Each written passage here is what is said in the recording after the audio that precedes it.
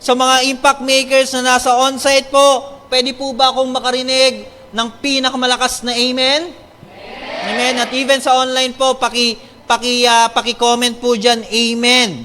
So, sa mga oras po na ito, sabi ko nga po, makinig po tayong maigi at naniniwala po ako na napagpapalain po tayo ng ating Panginoong Diyos. So, sa pagpasok ng Pasko at ng bagong taon, usong-uso na naman po yung tinatawag na to-do list. Tama po? Or wish list or tinatawag na New Year's resolution. Amen? Na kung saan meron kang plano sa 2023. Tama ba? Meron po ba? May plano po ba kayo?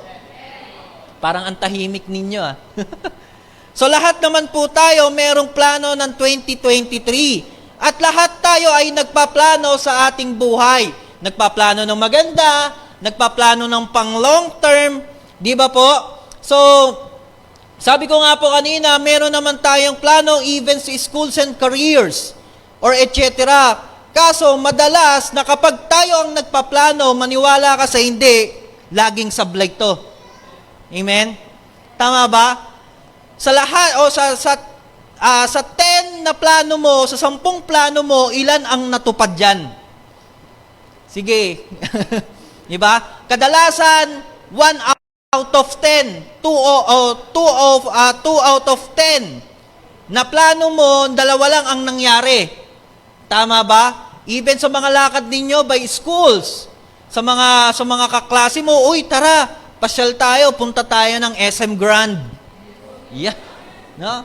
SM Grand Central, pambira. Ang usapan ninyo, alas 8 ng umaga, alas 9, nag-aantay ka pa rin. Tama ba? So maraming plano na hindi nangyayari, lalo na kapag tayo ang nagpaplano. Madalas, sabi nga po, yung plano natin nauuwi sa eroplano. Ibig sabihin, lumilipad. Amen? Hindi natutupad. Madalas mangyari ito kapag meron tayong mga lakad, family outings, family gatherings, etc. May mga plano naman din na natutupad. Pero mas madalas talaga yung hindi natutupad. So mapapansin natin na kapag tayo lang ang nagpaplano na uuwi sa hindi pagkatuloy. Tama? Parang crush mo, hindi ka tinuloy. Di ba? Parang yung kachat mo, hindi ka tinuluyan. Di ba? May plano siya. Tama ba? Sa mga kasama kong mga poging lalaki rito, taas ang kamay. Di ba may ganyan naman tayo eh? Di ba? Tama ba? May plano kang manligaw pero wala kang plano na gawin siyang girlfriend. Tama? Tama? Sa mga babae. Shoutout po sa mga magagandang babae rito. Yan, even po sa online, ano? Sa yung mga kasama ko rito na ng mga nagagandahang babae, may plano kang magpaligaw. Tama ba? Pero wala kang planong pumasok sa isang relationship. Tama? Kaya madalas nangyayari, nagkakaroon ng tinatawag na ghosting. Di ba yung sabi nga lagi itong nababanggit sa akin, yung hinarot, pero chinarot. Di ba? So may plano naman. Pero hindi nga lang natutupad yung plano. Amen po ba? Nandyan pa po ba tayo? So mapapansin natin na kapag tayo lang po ang nagpaplano na uuwi po sa hindi pagkatuloy. Na-experience nyo na ba na makakausap or na-experience nyo na ba na makausap yung taong mahilig lang sa drawing? Meron kayong kilalang ganyan? Yung ultimo nagkukwentuhan lang kayo pero tingin mo yung sinasabi niya drawing lang. Nakukuha ninyo. Di ba napakahirap makipag-usap sa taong ganon? Yung tipo na ang ganda ng plano nyo, uy, project natin, eto pambihira, pagdating doon sa mismong actual project na gagawin ninyo na iba. Kasi, iba yung plano niya sa plano mo. Tama ba? Naiintindihan pa po ba tayo? So, most of young people, ang ganda ng plano. Yung iba nga po dyan, may mga pangarap tayo eh. Ano ang plano nyo sa buhay? Yung iba gustong maging doktor. Yung iba gustong maging engineer. Yung iba dyan gustong maging teacher. Amen? Tama ba? Yung iba dyan gustong maging dentist, pambihira. Ang ganda ng plano, pero sabi ko nga kanina, kapag tayo lang ang nagpaplano, kadalasan mas madalas pa rin ang sumasablay pag tayo ang nagpaplano. Yung pagiging doktor mo, pambihira, naging konduktor ka na. Tama ba? Ang ganda ng plano mo eh.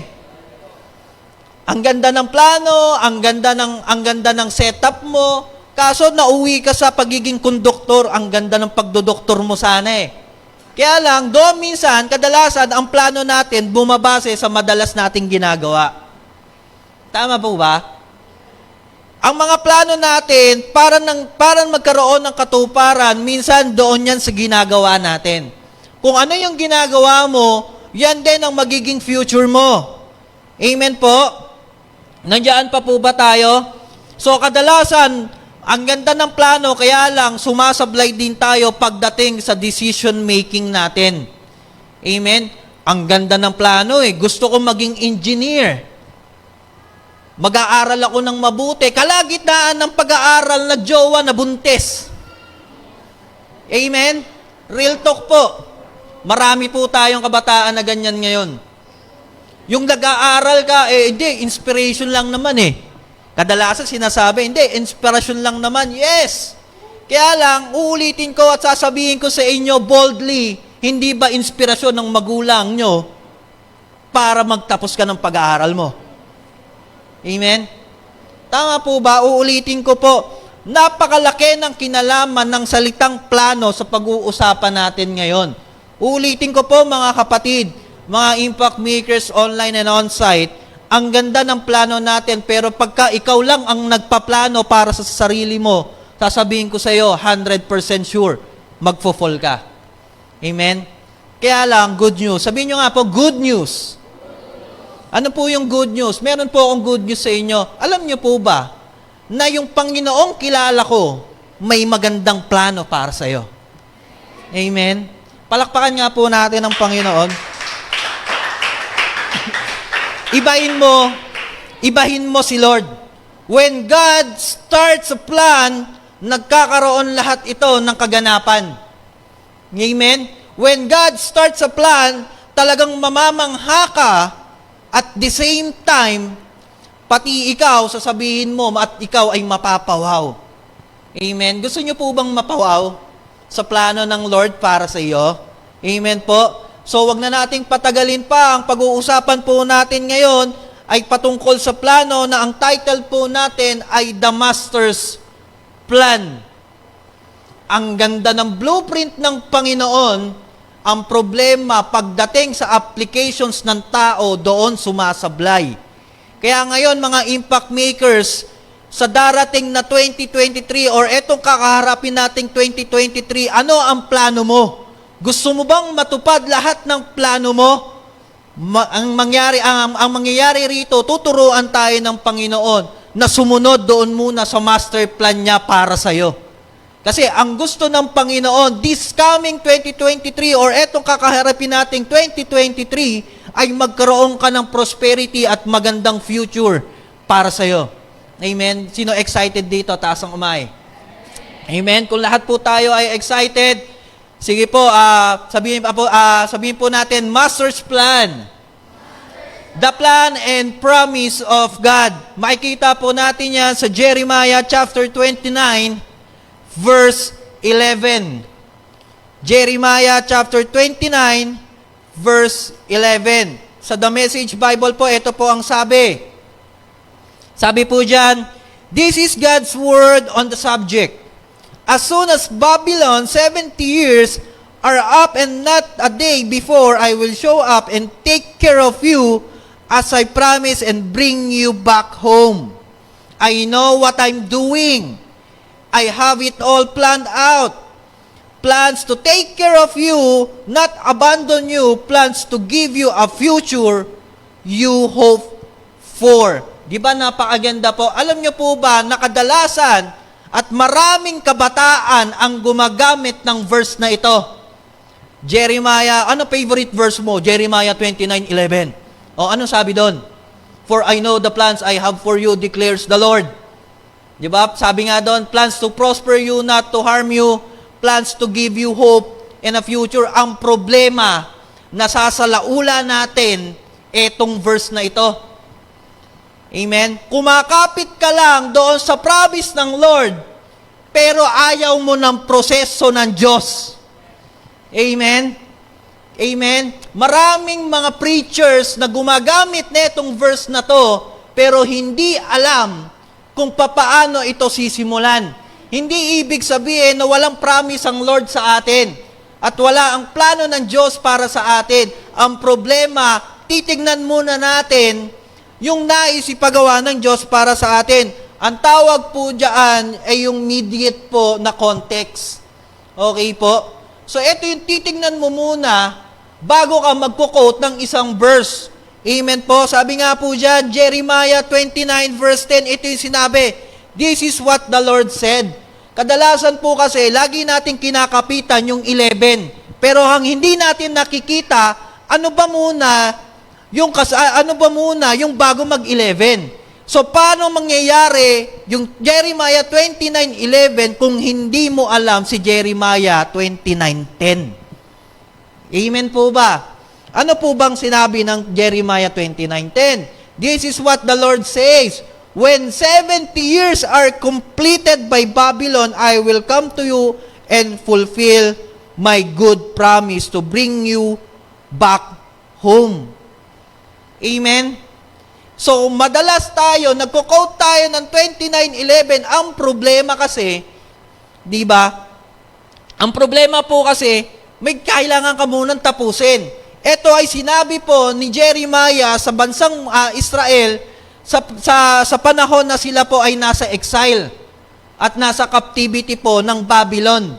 Okay? Kaya ang sabi po ni Jeremiah rito, ito ang pinasasabi ng Diyos, tapusin muna natin yung 70 years mo ng captivity mo bago kita ibabalik sa bansa kung saan ka belong. Amen po ba? Nandiyan pa po ba tayo? So sabi rito, tatapusin muna, may need ka muna tapusin. Impact makers, napakasarap na makuha ang plano ng Lord. Ang problema, nakapokus lang tayo doon sa plano. Amen? Nakapokus ka lang sa verse 11, pero hindi mo napagpokusan yung dapat mong gawin sa verse 10. Amen po ba? Nandiyan po ba tayo? So parang ganito po, may ibang young people na gusto agad maging successful pero hindi naman willing dumaan sa proseso. Amen? Parang jowa mo ngayon. Yung nagjowa ka kagad pero hindi ka willing maghantay. Alam niyo po, hindi naman po problema ang promise ng Lord sa atin. Alam niyo po, sino may problema? Yung tao. Anong problema ng tao? Hindi siya marunong mag-antay. Na binabanggit po dito ni Jeremiah, ang gusto pong maintindihan ni Jeremiah at gustong ipaintindi ng Lord sa bansang Israel ay matuto tayong mag-antay. From 70 years, antayin muna nating matapos yung 70 years bago mo makuha yung plano ko para sa'yo. Ano ang plano ko? Jeremiah 29:11. Prosperity, hope, and a good future. Ang problema, etong mga Israelitang ito, hindi willing mag-antay na matapos yung 70 years ng captivity nila. Amen? Parang ganito lang yan sa atin, mga impact makers, even nasa online. Amen? Gusto mong maging successful, pero hindi ka naman willing sumunod doon sa prosesong pinagagawa ni Lord. So, sabi ko nga po, walang problema sa passage na ito, doon sa promise ng Lord, ang problema ay sa tao dahil mainipin ng tao. Amen po. There is nothing wrong with the promise of God, but it is in the person and its patient. Why? Kasi nga po, mainipin po tayo. For a long time na hindi nagagamit ng tama ang passage na to because of the wrong interpretation. Gusto lang natin instant. Listen to me, impact makers. Real talk po. Kadalasan lahat po tayo rito, lahat po ng ng mga kabataan po ngayon mahilig sa instant. Tama? Pagka gutom na gutom, ang gusto nila instant noodles. Tama? Tama po ba?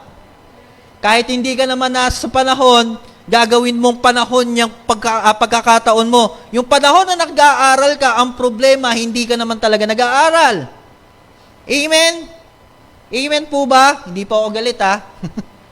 Basuhin nyo, nag-aagalit po ako eh. Hindi po ako galit. Gusto ko lang po ipaunawa sa ating lahat na maganda naman ang plano ng Lord sa atin, kaya lang, sabi ko nga po kanina, kailangan po natin na mag-antay at willing po tayo sa prosesong ipadadaan ng Lord. Amen po ba? Diba? Ulitin ko po, darating po ang 2023. Panibagong journey, panibagong challenge po sa ating buhay. Ang tanong, willing ka bang harapin ang lahat ng ito? Amen? Ang ganda ng plano ni Lord. Amen? Jeremiah 29:11, ang ganda ng plano ng Lord. Ang tanong, willing ka bang dumaan sa prosesong ipadadaan niya para sa iyo? Amen? So matagal na nating hindi naiintindihan. Alam niyo po, matagal na nating hindi naiintindihan ng Lord because of the wrong interpretations po pagbasa ng Bible. Paggamit po ng mga memory verse. So maraming magagaling sana at mga successful na young people, kaso ang problema, hindi po sila marunong maghantay. Amen? Kaya nga po makikita po natin dyan yung blueprint. Importante po ang blueprint po, lalo na kapag ang Diyos po ang gumawa ng blueprint ng buhay mo. Kasi naniniwala ako na kapag sinundan mo ang blueprint ng Panginoon, hindi ka maliligaw at hindi ka maiinip. Amen? Susundan mo talaga. So maraming quote ng Jeremiah 29:11, kaso mahina naman maghantay. Oh, for I know the plans I have for you, declares the Lord. Anong gusto ng Panginoon sa'yo? Prosperous life. O sige, prosperous life. Tapos, iba naman yung ginagawa natin. Di ba? So, parang niloloko lang natin yung mga sarili natin. Amen po? So, sabi ko nga po, quote ng netong verse na to, pero mahina naman maghantay. Kaya naman, sabi ko nga po, walang problema sa pangako at plano ng Lord sa passage na ito, kundi yung pasensya ng tao. So, now na na-expose na natin itong correct usage of this passage po na ating pag-aaralan, ano naman ang pwede nating matutunan sa magandang plano ng Diyos at nakapaloob sa master plan ng Diyos? Sa mga excited po, say Amen. Pakilakas po. Amen. Excited na po ba? Amen. Number 1, sabi po ng Jeremiah 29:11 ng NIV, for I know the plans I have for you, declares the Lord. Number 1, it is a personal plan. Ibig sabihin po, personal na plano ng Diyos na magkaroon ka ng isang prosperity life. Amen? So, sabi nga po, personal life. Sige nga po, pakisabi nga po, personal plan. Itong plano na ito ay hindi lang plano ng tao at ng mga anghel sa langit, kung hindi ito ay personal na plano mismo ng Diyos sa'yo. Sabi nga po may questions po, Kuya, ano po yung differences ng plano ng mundo sa plano ng Diyos? Alam nyo po, napakagandang tanong po na ito. Ano nga ba ang differences ng plano ng mundo sa plano ng Diyos? Ito po ang kinagkaibahan. Ang plano ng mundo ay, sabi nga po, ang plano po dito sa plano ng mundo o ang plano ng mundong ito ay palungkutin ka at the same time, paligayahin ka sa umpisa at the same time, iiwan ka na lang bigla. Amen po ba? Nandiyan pa po ba tayo? Amen? So maraming mga nangangako sa atin, ang problema, hindi naman nila tinutupad. Diba, minsan nga, nagko-quote na nga tayo, ano ka ba naman, para ka naman politiko? Mangako-ngako ka, tapos papako mo. Diba? Sino po rito pinaasa ng pangako? Taas ang kamay. Yung napangakuan pero hindi tinupad. Sige po, taas pong kamay. Halimbawa, nanay mo, tatay mo, tawag rito, pinsan mo, kapatid mo, kausap mo, yung malalapit sa puso mo. Sino rito yung pinangakuan? Huwag po kayo maya, taas po ang kamay. Yung napangakuan pero hindi tinupad. Amen, di ba? Ano pong pakiramdam? Ano pong pakiramdam? Ang sakit, di ba? Yung tipo na kulang na lang, saktan mo eh. Tama ba? Nandiyan pa po ba tayo? Yung pinangakuan ka tapos hindi tinupad, di ba ang sakit-sakit? Parang gusto mo suntukin yung bagang eh. Di ba? Tama po ba? Amen po. So ganito po ang pangako ng mundo sa atin. Ito pa isa. Di ba ang sarap naman talagang uminom? Ang sarap magbisyo. Sarap kaya manigarilyo. Tama. Pero bakit may commercial? Cigarette smoking is dangerous to your health. Di ba? Ang pag-inom ng alak, sabi nga ni Robin Padilla, nakakasama sa atay. Pero masarap uminom. Lalo na ngayon, di ba? Di ba? Masarap yan, yung cold ice pa eh. Di ba? Amen po ba? Ulitin ko po mga kapatid.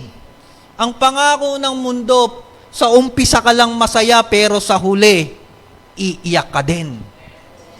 Amen? Amen po. Ibahin mo ang plano ng Diyos para sa buhay mo. Ang plano ng Diyos para sa iyo, although na nahihirapan ka ngayon, pero bukas, masaya ka. Sabi nga ni Pastor Ray, iyak-iyak ka ngayon, bukas tawa-tawa ka na. Hindi ka tulad nung tawa-tawa ka muna ngayon, kinabukasan, iyak-iyak ka naman. Sa ano gusto ninyo? Yung iiyak ka ngayon, pero bukas tatawa ka, o tatawa ka ngayon, pero bukas iiyak ka. Ano gusto nyo? Di ba? Amen po. So, yung word po rito na I know, sa passage po ng Hebrew, ang sabi po rito ay certain o ascertain. Ang ibig sabihin po ay katiyakan. Ito ang maganda sa Diyos. Listen to me po, mga impact makers. Ito ang maganda sa plano ng Diyos. Pag si Lord ang nagplano sa buhay mo, panigurado, ito ay may katiyakan. Amen? Kapag ang Diyos ang nangako sa buhay mo, maniwala ka kapatid, may maaasahan ka. Amen? Amen po. So, sabi ko nga po, yung word po na I know, in Hebrew ang ibig sabihin po ay ascertain. May katiyakan, panigurado, sigurado. So, pwede tayong gumawa ng plano, and even the government po natin, ay kaya namang gumawa ng plano, pero maniwala ka, walang katiyakan yon. Amen? Like for example po, yung presidente po natin, sino po ba yung presidente natin ngayon?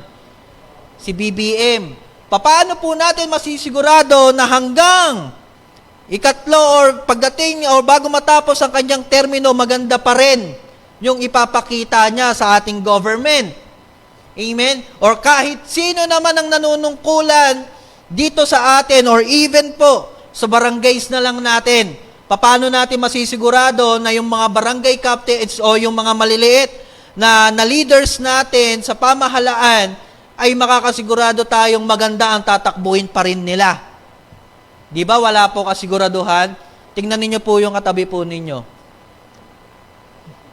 Sigurado ba yan? Di ba?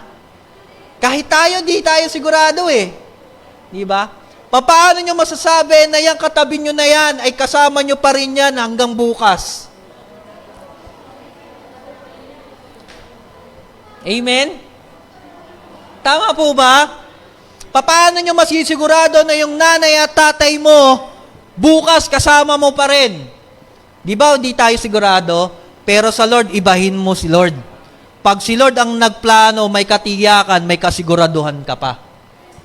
Secure ang plano mo sa Lord. Amen? Parang St. Peter lang yan, secure ka. Amen? Amen po ba? So, sabi ko nga po, pwedeng may plano kang malaking negosyo, at meron kang plano, like for example, marami namang kabataan na gustong mag-business, gusto na, yung ibang kabataan gustong makapag-raise or makapag-income ng kahit papaano, kaya lang wala kang kasiguraduhan sa magiging economy ng bansa mo. Tama ba? Like for example, ngayon, okay ka, maganda ang kita mo. What if, paano kung bukas? Ganyan pa rin ba ang kita mo? Di ba? Hindi. Sa school, paano ka nakasisigurado na 99 pa rin ang average grade mo? Pagdating ng second quarter, di ba walang katiyakan, depende pa kay ma'am yan. Tama po ba? Hindi ko po nilalahat ng teacher kasi ang asawa ko po teacher. Pero di ba may mga teacher po na minsan nagpa-power tripping? Uy, ang ganda ng grades nito ah. Di ba na nung kinount niya 90, ang ginawa niya 89. Ayos ah, di ba? Di ba? May mga ganon. So wala tayong katiyakan mga kapatid. Amen po. Sabi ko nga po, wala po tayong certain or ascertain sa mga nangyayari po, lalong-lalo na sa mundong ito. Pero good news, sabi ko nga po, pagka si Lord at pinanghawakan mo ang plano ng Diyos para sa iyo, may katiyakan ka, may kasiguraduhan ka. Amen? So, hindi mo din alam kung maayos pa yung economy natin sa mga susunod or even sa 2023, magiging okay pa ba tayo? Pero sabi ko nga po, hanggang sa mamamatay ka na lang, hindi magiging ayos at walang kasiguraduhan. Amen po. Kaya naman this year, Impact Maker, sa pagpalit ng panahon at ng taon, huwag mong hawakan o panghawakan ang pangako ng mundo sa iyo. Amen? Huwag mong hawakan o panghawakan ang pangako ng tao at ng mundo sa iyo, kung hindi ang panghawakan mo ang plano ng Diyos para sa iyo. Amen? Come on. Palakpakan po natin ang ating Panginoon. So napansin po natin kanina, sabi po dyan, for I know. Ibig sabihin ng I know, mismong si Lord ang sinasabi niya rito, for I know, alam kong ginagawa ko. Alam kong may plano ako sa iyo. And pangalawa, ang sabi po dyan, doon sa, sabi nga po, for I know. Sabi nga po dyan, I have. So may I know na, may I have pa. Ibig sabihin, sigurado ka na, at meron talaga akong plano para sa iyo. Amen? Nakikita po natin. So, sabi ko nga po kanina, I have. Ito talaga, itong Diyos na ito, may plano para sa atin. Many people na merong plano pero hindi kaya namang gawin. Amen? Sino po rito? Amin po, taas ang kamay. Sino po rito yung plano pero hindi niya alam kung paano niya gagawin? Sige po, taas po ang kamay. Thank you po sa pagiging honest. Diba? Meron kang plano, ang ganda ng plano mo. Ang problema ngayon, hindi mo alam paano to uumpisahan. Tama ba? Amen? Ibahin mo si Lord. Ibahin mo si Lord. Kasi si Lord, sabi niya dyan, I have. Bukod sa alam ko na may plano ako at meron akong plano para sa iyo, alam ko rin kung paano ko sisimulan ng plano ko sa iyo. Amen? So, sino dito may kakilala at kausap? Sabi ko nga po, puro drawing lang. Di ba? Sino po rito yung may kaibigan po na ang tawag ko po, ito po, tawag ko nga po, intro boys eh. Yung puro intro lang sa kwento, pero hindi niya naman tinutupad. Uy, may bibigay ako sa iyo eh. Bukas bibigay ko sa iyo. Dumating na yung bukas, no? Uy, nasa na yung bibigay mo? Ay, nakalimutan ko, bukas ulit. Pabira, yung bukas niya pala, next year pala yon. Di ba? Ang galing. Amen po.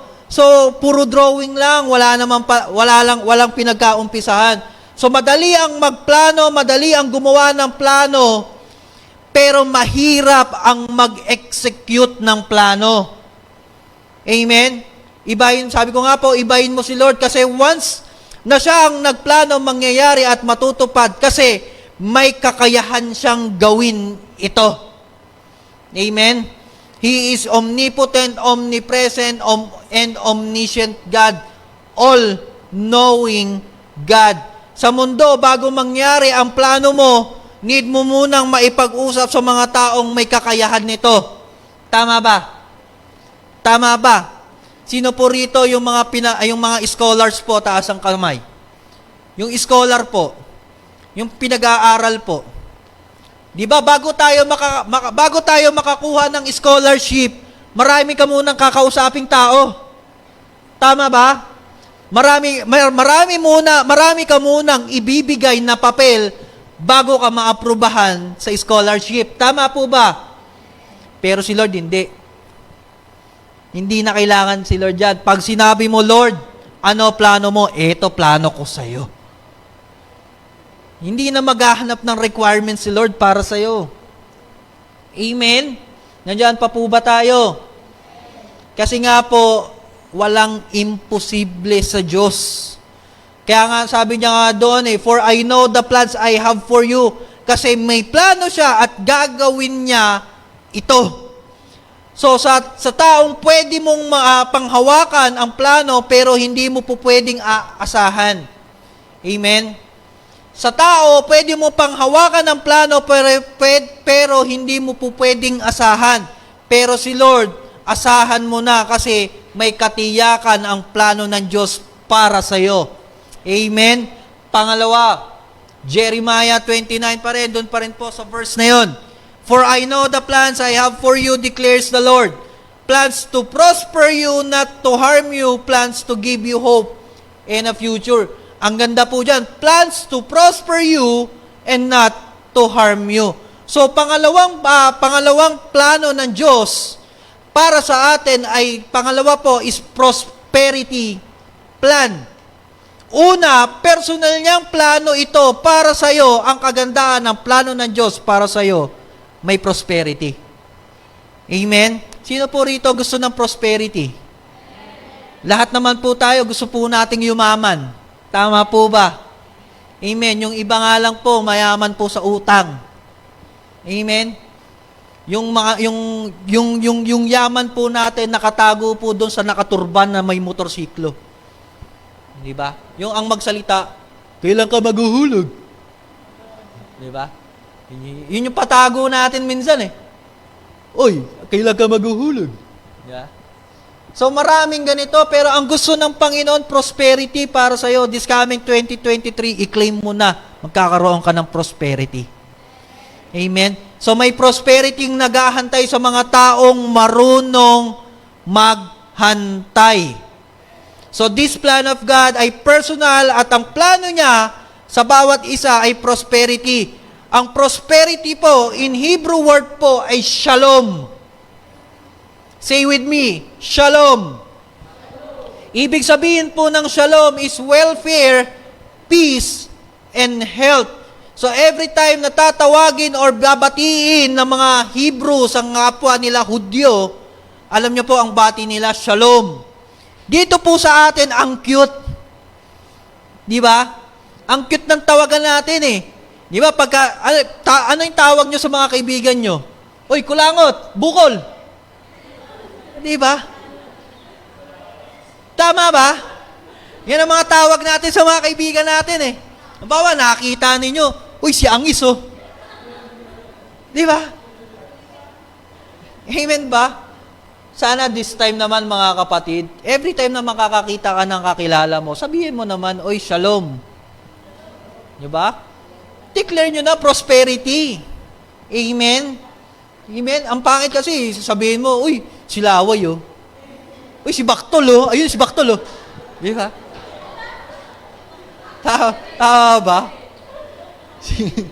Amen? Ay, si ano yan? Okay, oo, kilala ko yan, si Richard Dynamite. Bakit Richard Dynamite? Ang lakas ng putok Parang dinamita. Di ba? Sumpa hindi prosperity ang sinasabi, sumpa. Tama po ba? So, impact makers, I will encourage every one of you on-site and online na nakikinig ngayon, we must practice na i-greet naman natin yung mga kakilala po nating shalom. Amen? So yung maganda sana this coming hindi lang 2023, even sa kasalukuyang year po natin. Batiin naman po natin, kakilala natin. Oy, ingat ka, shalom. Batiin nyo naman sa pangalan. Di ba? Si Neneng Bungi, oh.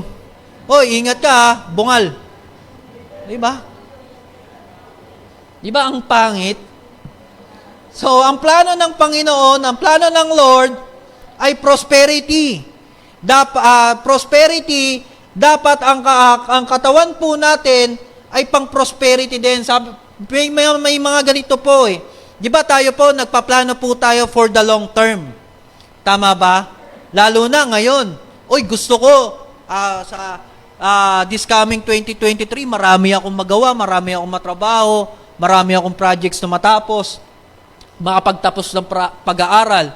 Ang problema naman, kain ka naman ng kain ng lechon. Pang long term ba yun? Kain ka ng kain ng taba, lalo na mamaya. Naku, sarap.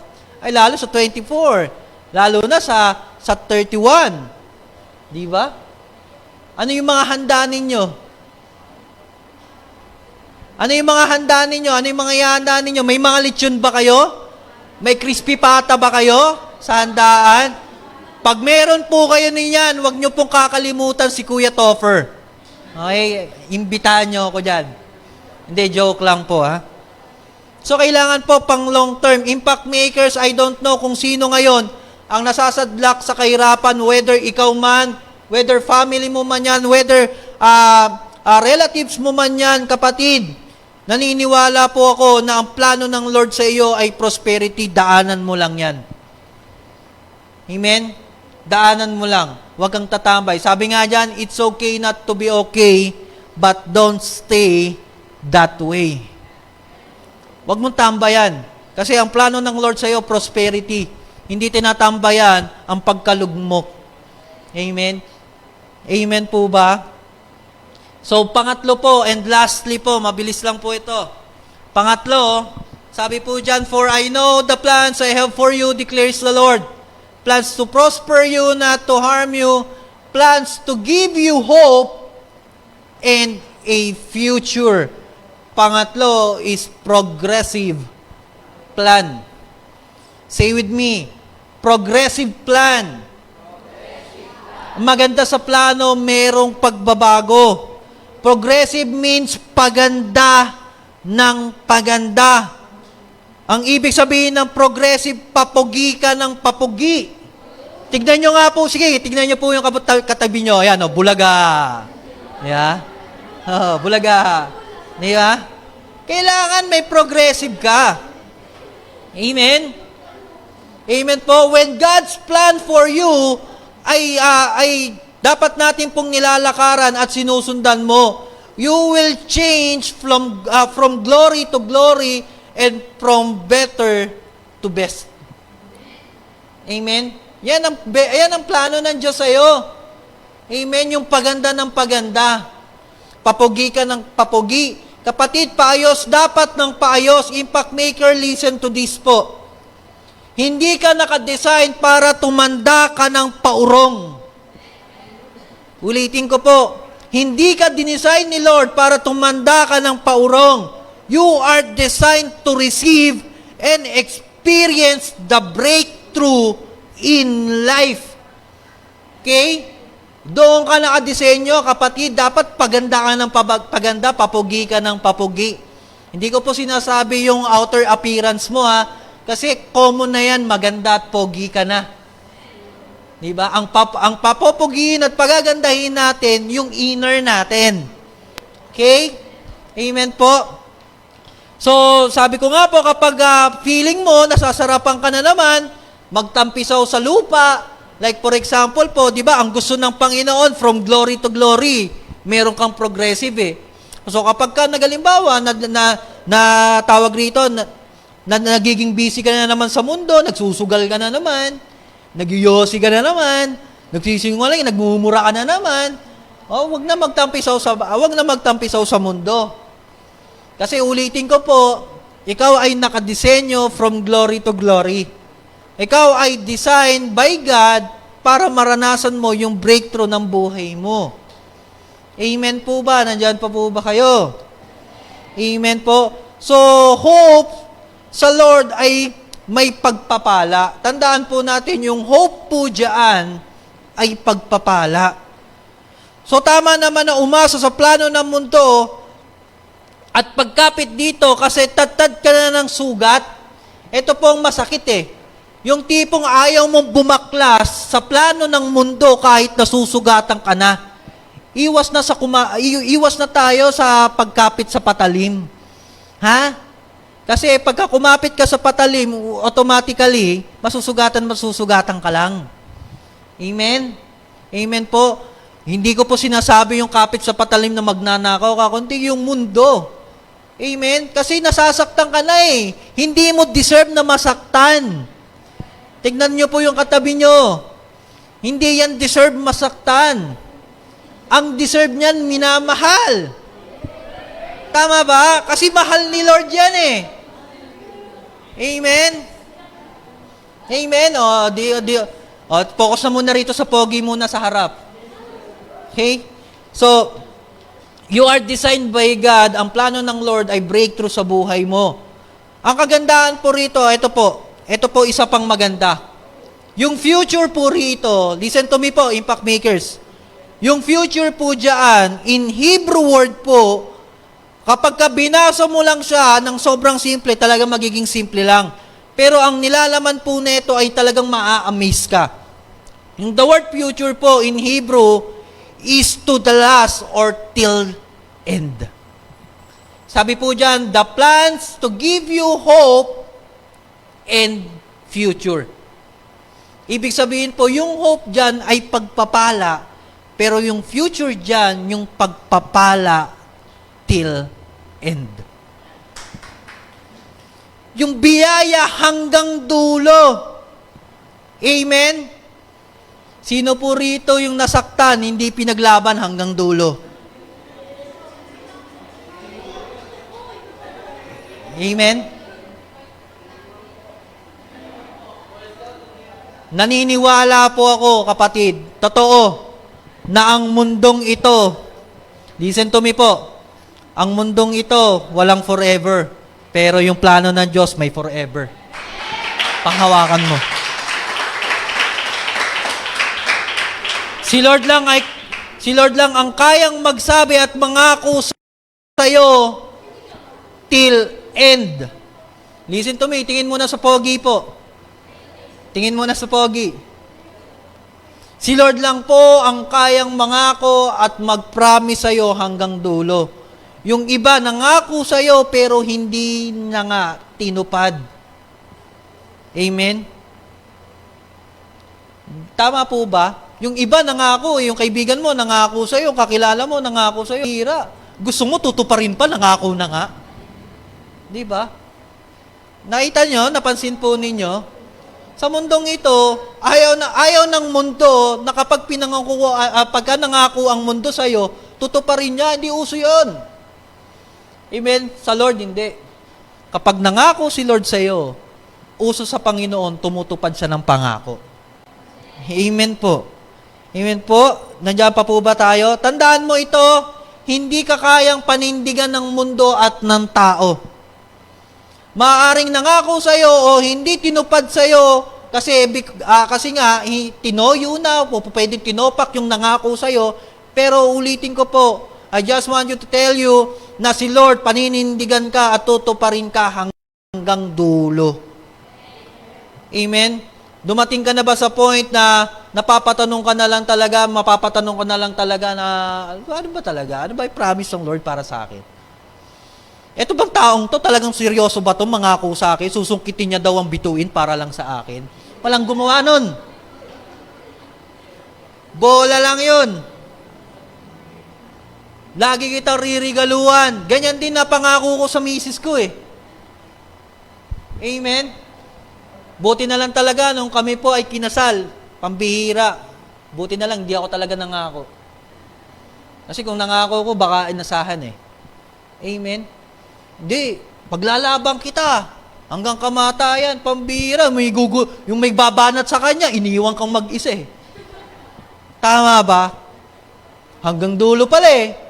Hanggang dulo pala ng tuloy yung takbo niya eh. Tama ba? Amen? Ulitin ko po, impact makers. Totoo po na walang forever sa mundo kasi si Lord lang ang kayang magkaroon at mangako sa iyo forever. Amen?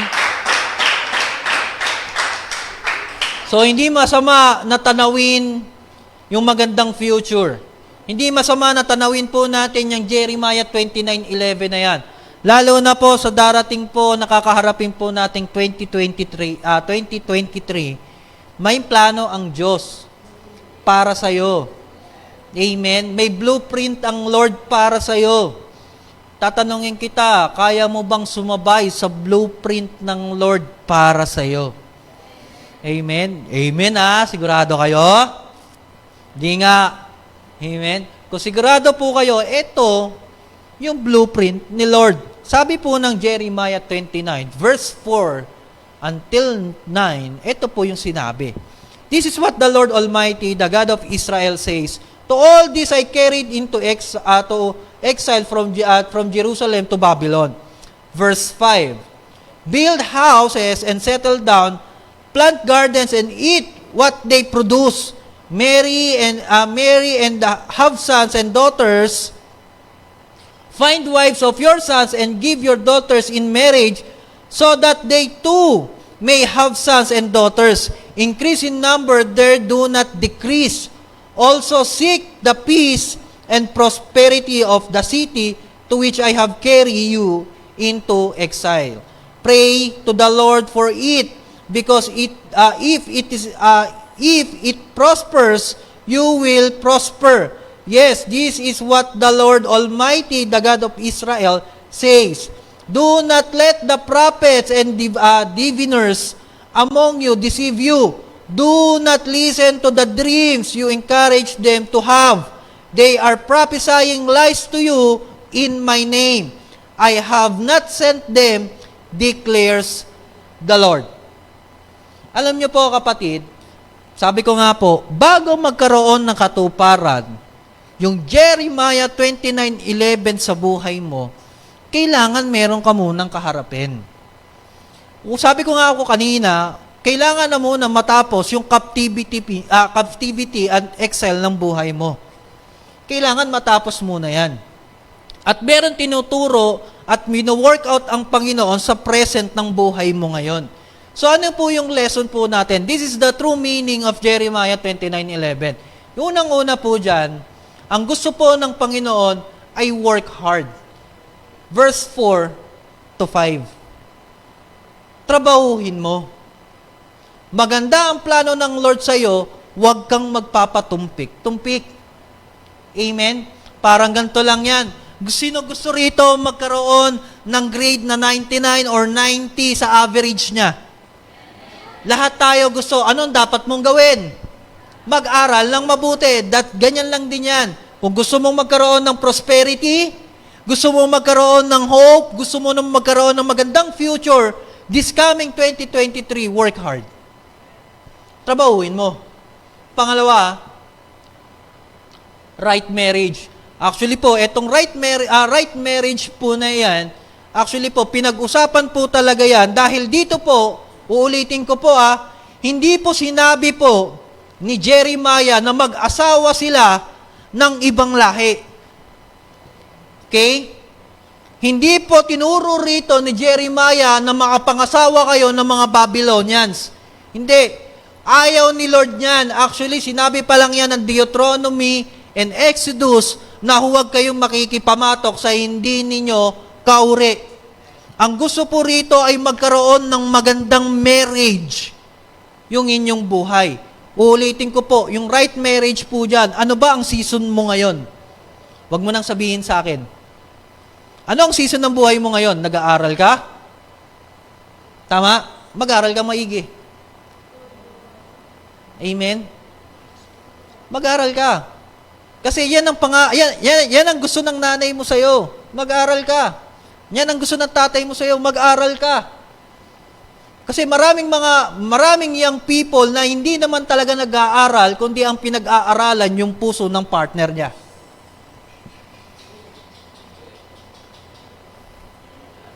right marriage, darating ka sa point na makakatagpo. Alam niyo po bakit maraming kabataan ang nasasaktan? Alam niyo po kung bakit? Bakit? Kasi may plano ang Diyos sa'yo, pero mainipin ka.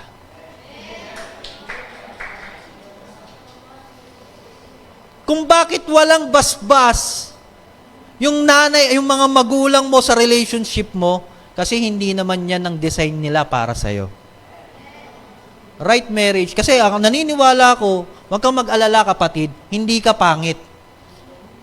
Tingnan niyo yung katabi niyo, pangit ba yan? Hindi yan pangit. Ulitin ko. Genesis chapter 1 verse 26. Ang sabi doon, let us make mankind in our own image. Kapag yan ay pangit, ibig sabihin, yung lumikha na Diyos dyan, pangit. Tama, mali? Tama. At ang tao ay nakadesign, sooner, in a perfect timing of God, matatagpuan mo yung right partner mo. Amen? Huwag ka lang magmadali. Right marriage. Pangatlo, sabi po dyan, seek peace and prosperity. Kung nasa ang part ka, mag-seek ka. Pray mo sa Lord. Sabi nga doon, pray to the Lord for it because if it is prosper, you will prosper too. Kahit nasa isang mahirap na sitwasyon ka, lagi kong sasabihin sa iyo, manalangin ka. Dahil kung yung pagkakataon na yan ay magtuturo sa iyo para maging better person ka, kapatid, daanan mo lang yan. Kasi paglabas mo, ibang-ibang tao ka na. Ikaw yung tipo ng tao na kahit anong dilubyo, hindi ka na matitibag. Para ka ng bulkasil. Sintigas ng bakal, sintibay at kasintatag ng blocking simento. Ganon ka. And next po, avoid listening to the false prophets. Ang false prophets po dyan ay yung sinasabi ng mundo sa'yo. Yung nakikita mo sa Facebook, yung nakikita mo sa TikTok, yung nakikita mo sa IG mo, yung nakikita mo sa WeChat nyo. Yan yun. Uy, grabe pala, okay pala to. Okay pala magsabu. Di ba? That is false prophet. Ay, okay pala magbisyo. Di ba? Lastly po, willing to wait. Ito yung pinaka-importante po. Verse 10. Magantay ka. Kasi hindi mo pa season ngayon. Subukan niyo kumain ng isang prutas na hindi pa hinog. Natry niyo na po yan. Kumain ng prutas na hindi pa hinog. Anong lasa? Mapait, maasim, hindi mo makakain, matigas, hindi mo mananamnam. Tama? Ganyan din po tayo, kapatid. Willing to wait. May panahon ka para sa lahat. Hintayin mo yung plano ng Diyos para sa'yo. Amen? Tayo pong lahat ay tumayo. At tayo po ay manalangin. Lord, sa gabi pong ito, marami pong salamat sa pagkakataon at sa message na ipinagkaloob ninyo po sa amin. This is the transitions of 2022 to 2023 na kung saan pangahawakan po namin ang pangako mong ito. At ang pangako mo sa amin at alam mo ang pangako mo. Ang sabi nyo nga po, Panginoon, dito po sa passage po namin, for I know the plans I have for you, declares the Lord. Ito ay sinabi mo na at ang plano mo ay magkaroon ng prosperity sa buhay po namin. Magkaroon po, Panginoon, ng tinatawag na protection na kung saan ay ilalayo mo kami sa mga harmful things. At the same time na magkakaroon po kami ng magandang kinabukasan at may magandang pag-asa, Lord. Ito yung plano mo na pangahawakan namin, Panginoon, sa tatakbuhin naming taon na darating. Lord, I speak breakthrough sa buhay, Panginoon, ng mga kabataang kasama ko po ngayon, on-site and online. Ingatan ninyo po sila at maging pagpapala po sila, O Lord, sa kanilang mga tahanan. Protektahan ninyo po sila. Even ang kanilang pag-aaral, Panginoon, bigyan nyo po sila ng wisdom, ng knowledge, Panginoon, na kung saan ay hindi lang po kami nagre-rely sa aming mga karunungan, kundi kami ay nagre-rely sa karunungang ibinigay mo para sa amin. Marami pong salamat, maranasan namin ang pagpapalang ito. By the way, O Lord God, happy birthday po sa inyo. Purihin ka, sambahin ka sa pangalan ng Panginoong Hesus.